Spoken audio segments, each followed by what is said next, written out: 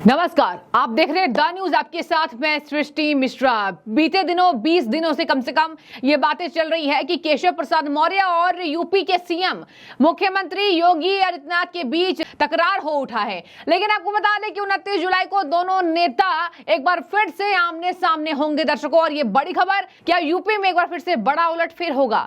क्या एक बार फिर से दोनों नेताओं की सूझबूझ से बीजेपी के बीच जो अंतरकलह की स्थिति पैदा हो रही है वो होने से बच जाएगी? और इससे क्या विपक्षी पार्टियों को जो ताक लगाए बैठे हैं, घात लगाए बैठे हैं कि दोनों नेताओं की लड़ाई हो जाए, हमें मुद्दा मिल जाए और यूपी में जो सीटें बची कुची हैं वो भी हम निकाल ले जाएं, तो ऐसा नहीं होने वाला है। लेकिन दो बातें आ रही हैं, आपको मैं ब्रीफली बताऊंगी और ये भी बताऊंगी कि यूबीटी सांसद प्रियंका चतुर्वेदी क्या कह रही हैं। प्रियंका चतुर्वेदी यहां पर इस बात को लेकर एक बड़ा बयान देती नजर आ रही हैं और कह रही हैं कि इन लोगों की लड़ाइयों से आम जनता को खासा दिक्कत का सामना करना पड़ रहा है, बहुत परेशानियों का सामना करना पड़ रहा है। जो जनता से जुड़े मुद्दे हैं यूपी में, इन दोनों नेताओं की लड़ाई से सॉल्व आउट नहीं हो पा रहे हैं। दर्शकों, आपको बता दें कि यहां पर जब केशव प्रसाद मौर्य ने एक खुले मंचों से यह कह दिया था, यूपी सीएम वहां मौजूद थे, कि संगठन सरकार से बड़ा होता है, तो ये इशारा हम लोगों ने, ये इशारा पूरी जनता ने यही सोचा कि ये है केशव प्रसाद मौर्य का तंज यहां पर बीजेपी के बड़े कद्दावर नेता यूपी के और राज्य के मुखिया के ऊपर, सीएम योगी आदित्यनाथ के ऊपर। लेकिन देखिए, ये तो मैंने ही कल मैंने ट्वीट कर दिया था कि ये जो पूरा पंतनगर, ये रहीम नगर, अबरार नगर, ये जितने भी स्टे हुए हैं, रोका इन्होंने, ये केवल उपचुनाव के डर के मारे रोका है। अध्यापकों को जो इनका जो डिजिटल अटेंडेंस था उसको रोका है, स्थगित किया है। सोचिए, स्थगित, अरे निरस्त करिए ना, आप इन चीजों को निरस्त करिए। स्थगित क्यों कर रहे हैं? स्थगित में मतलब लगता है दाल में काला है। ये पूरा उपचुनाव के मद्देनजर ये सारे निर्णय हो रहे हैं। मैं समझता हूं कि पूरी तरीके से घबराहट, परेशान है। अब ये मंत्रियों की बैठक करें चाहे किसी की बैठक करें, अब जो आरोप लग रहे हैं, इनके ही मंत्री, पूर्व मंत्री ने भ्रष्टाचार का आरोप लगाया, मोती सिंह जी ने, इनके ही विधायक ने इनके ऊपर काम न होने का आरोप लगाया। अभी फिर किसी एक एमएलसी ने भी पत्र लिखा है इनको, जो टीचर्स वाले में, इनके खुद के एमएलसी हैं गोरखपुर के। अभी एक इनके मंत्री ने भी आरोप लगाया। तो मैं समझता हूं कि ये अब कोई भी चुनाव, आने वाला समय कोई चुनाव ये जीत नहीं सकते, क्योंकि जनता अब इनको पेपर लीक वाली सरकार और बुलडोजर वाली सरकार, केवल गिराने, डिस्ट्रक्टिव वाली सरकार इनको मान चुकी है। यहाँ पर भारतीय जनता पार्टी अल्पसंख्यक मोर्चा की यहाँ एक बैठक होने वाली है, जहां 29 जुलाई को ये बैठक में केशव प्रसाद मौर्य को जब ये जानकारी दी गई कि इसमें मुख्य अतिथि के तौर पर सीएम योगी आएंगे, तो उन्होंने इस पर कोई बातें अपनी नहीं यहाँ पर दोहराई और कहा कि ठीक है, मैं भी आने को तैयार हूं। इसके बाद ये हेडलाइंस आई हैं कि एक बार फिर से आमना सामना होगा।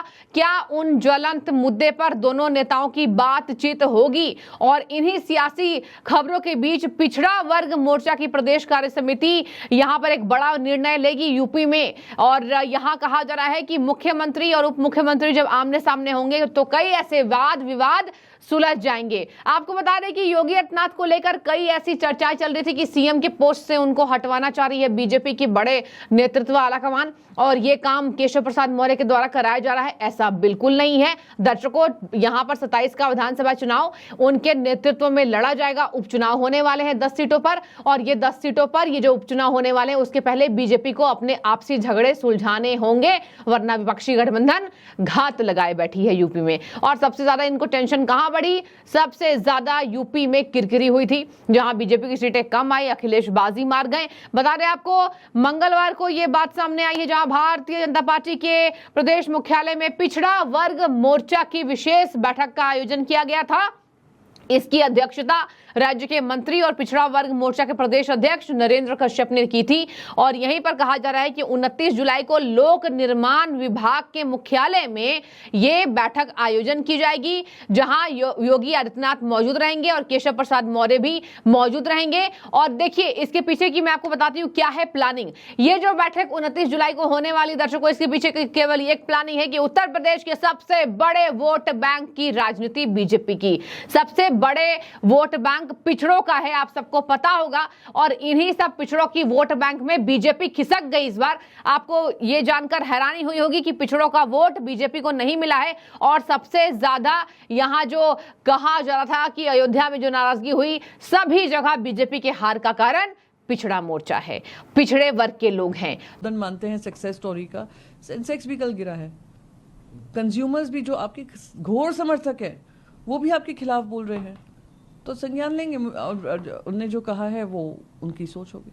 बिल्कुल, अगर आप देखेंगे कि किसी भी एक वर्ग के लिए काम नहीं किया गया है, सिर्फ अपनी मन की बात की। कल भी मैंने कहा था कि उम्मीद करती हूँ जन की बात करेंगे। अभी हाल ही के हुए जनरल इलेक्शन में आप समझेंगे कि जनता में कितना आपके लिए आक्रोश है, इसलिए आपको मेजॉरिटी से भी दूर रखा। तो आप उनके हित का कुछ ऐसे अनाउंसमेंट्स करेंगे जो जनता के हित में होगा। तो एससी को और एसटी एससी को यहाँ पर बीजेपी जो है यहाँ पर कोशिश कर रही है कि उनके वोट बैंक की राजनीति को समझा जाए, उनके वोट को लपका जाए, क्योंकि इनके वोट के बिना कुछ भी संभव नहीं है। पूर्व यहाँ पर बातचीत करें तो सीएम अखिलेश यादव इन सभी वोट बैंक को बटोरने में लग गए हैं, और धीरे धीरे करके और बटोरेंगे। आज देखिए ताजा इंटरव्यू उनका सामने आया, एक बड़े चैनल में अपने साक्षात्कार को देते हुए अखिलेश यादव ने कहा कुछ नहीं कर रही है बीजेपी, अखिलेश यादव करेंगे, यानी मैं करूंगा, और इसी वजह से मुझे वोट मिला है। तो देखिए ये कॉन्फिडेंस इसलिए बन रहा है क्योंकि अभी उनको पिछड़ों का वोट मिला है। बीजेपी को ये बात समझनी होगी, और आप स्ट्रैटेजी देखिए, बीजेपी वो पार्टी है जो स्ट्रैटेजी पर चलती है, और बीजेपी ने ये सोच लिया है कि पिछड़े वर्ग की राजनीति को हमें हाथ से नहीं धूमिल होने देना है। तो देखिए 29 जुलाई को ये बैठक है। आगे सुनिए यहाँ पर क्या कहा जा रहा है। यहाँ पर कहा जा रहा है कि जब 14 जुलाई को हंगामा खड़ा कर चुके हैं केशव प्रसाद मौर्य, तो दोनों नेता क्या आपस में लड़ पड़ेंगे? ये बीजेपी है, यहाँ सामने लड़ाई देखने को नहीं मिलती है।